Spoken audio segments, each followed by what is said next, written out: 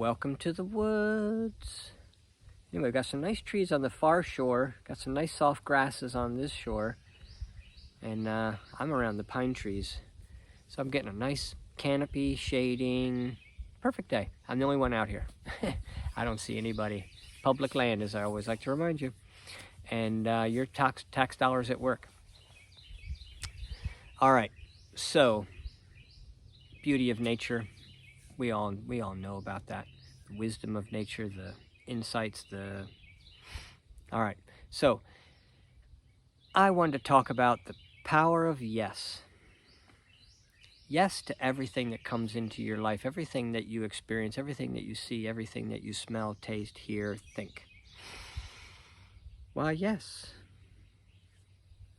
Now you might think, well, that's going to make for a poorly run planet if everything is yes. I got lots of things I like to say no to. No to coronavirus, I'd start with that one. So let's play with that concept, because that's what most people would say to me if I say, I think you should just respond, everything should be yes. But at the same time, I do throw out things like, what are people interpreting by this? I don't know, but when you're getting tuned in, tapped in, turned on to that all-knowing God source from whence you came, when you're in that vibration, getting tuned in, tapped in, turned on, I talk about the fact you need to breathe in the perfection of everything around you. You need to know that it's all perfect. There's nothing you can change, even if you want to change it, because the mere fact of wanting to change something makes it so. It's weird stuff, I know, but we're going to throw lots of weird stuff out there, and the point is we're trying to integrate a change, a little shift in our brain, so that we can be tuned in, tapped in, turned on to the collective consciousness, to our higher selves, to our soul, divinity, however you want to term it. We all know what it is. We all know that it's there. We all know that it's had its influence on us throughout our lives.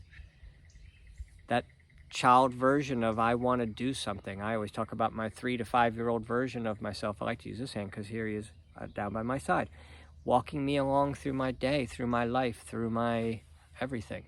I'm not trying to tell him to be afraid of anything. I'm not going to show him a picture of the virus. I'm not going to tell him what the virus is doing. I'm not going to tell him horror stories about people, tragic scenarios and the struggles.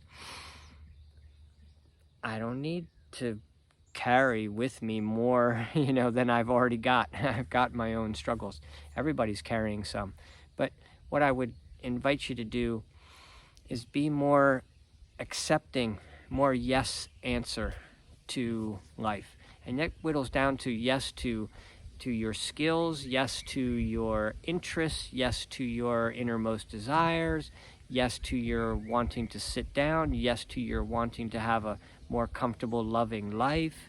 And you think, well, if I pursue all those great loving things, and I want to feel good, and I want to be happy, and I want to be heard, and I want to express my love, and I want my art and music and inner expression of who I really am, my personality, I want it to bloom and shine, and I want it out there. And that's what I came here to do. I'm going back after a short time, and I'll have a chance to try again, but I'm here and I want to do it. I want to be that love vibration from whence I came. And to do that, I've got to say yes to everything that's coming my way. Yes to you, Mr. Virus. What do you have for me? Some point in time, I know I'm going to die. Some point in time, I know I'm going to be sick. But I don't need to focus on that, and I don't need to be more sick than I am by thinking about how much worse is my illness going to be. How much worse can this be? I just want to think about the worst case scenario and be okay with the worst it can be. Why do you want to go down that train? What we're trying to do, if you're going to work on your mental health, which I think is really what I'm kind of seeing as the real problem we have here. There's going to be some people who pass. Some people pass tragically earlier than they should, and they're going to leave a lot of people with a lot of struggle, and I'm sympathetic to that. But we have to look a little bit bigger picture for all the people who don't pass. What's our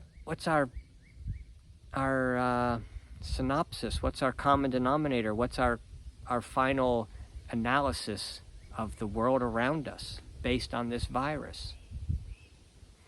you could go down the track of maybe somebody's made this virus, and it's because of terrible people that we don't say no to enough, that this even came about to begin with.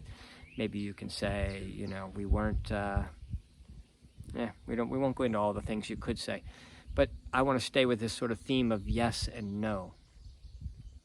Yes, in a conversation with another person is magic.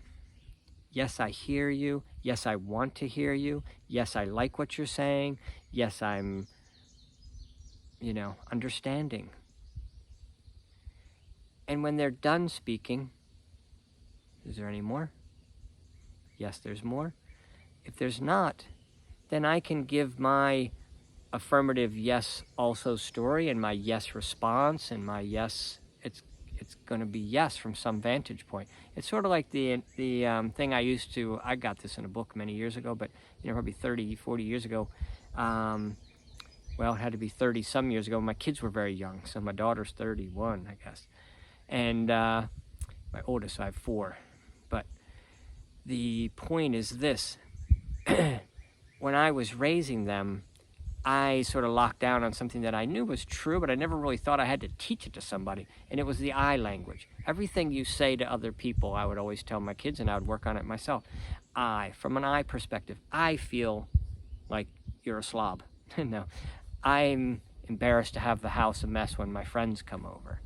Is much less tactful and more honest and loving to your child than you're a slob, you're a pig. So it's just a basic you language was damaging and made people defensive and stopped all conversation and all openness and all sharing. And I language opened up the conversation to I feel this, you share what you feel. Let's see if we can't come to something where I feel good and you feel good. And so that I language is the same thing. I integrated that a long time ago. I'm latching onto it because maybe some of you guys have that latched on in your lives. So the same thing goes for the yes.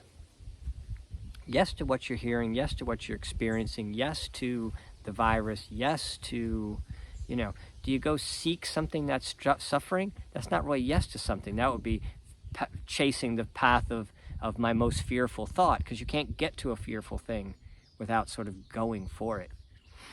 Yes, it has to be what's in my paradigm right now. If you are sick at the moment, then yes to that experience, yes to that moment. If you can get in the moment, that's where the peace is. There's no peace in knowing the future someday is going to bring you peace. That means someday you're going to be at peace, which means now you're not. So you can't be in the vantage point of this will pass, it'll be good someday. This is good. This is today. This is now. And it's only going to get better. And if you think it's only going to get better, that much quicker you start to latch on. You know what? It feels a little bit better. You know what? That headache's getting a little bit better. This is passing. I can breathe a little bit better. I'm feeling a little bit stressed. I'm breathing better. You just want to keep latching on to what's better, and integrate that into the moment. Take the yeses and bring it into the moment. If your no's, if you're instinctively no, it's like, no, I think I have it. No, it's my head. No, it could get so much worse. No, to this, to that, to all these things, all this, all the no's, all the trauma of your life starts flooding in. I've had no situations before that were terrible and they turned worse. They were all no, everything was bad. No to who I was what my inner dreams were as a kid and what I've done in the past. That's all no. No to the future coming because that seems so terrible. That no vibration, you could call it fear. We're trying to play it from another angle. Follow along. Yes and no. Because how do you answer to the world in love or, it's yes. Yes to what's coming your way. Yes to your gifts. Yes to your family. Yes to your parents. Yes to how you were brought up, how you were raised, your vantage point. Yes to where you are now. That's important. You've got to know the perfection of where you've come. Breathe in the perfection of where you are now and what's happening in your moment of now.